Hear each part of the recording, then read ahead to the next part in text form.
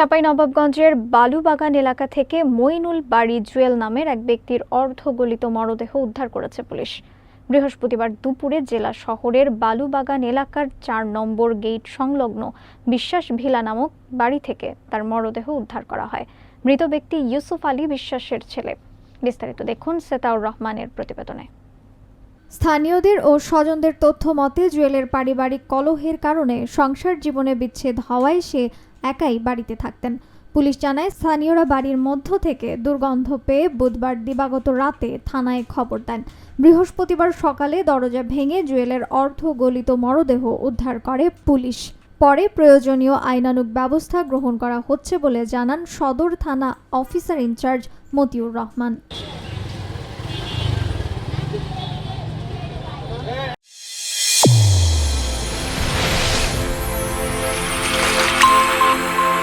Channel A1 হৃদয়ের স্পন্দন।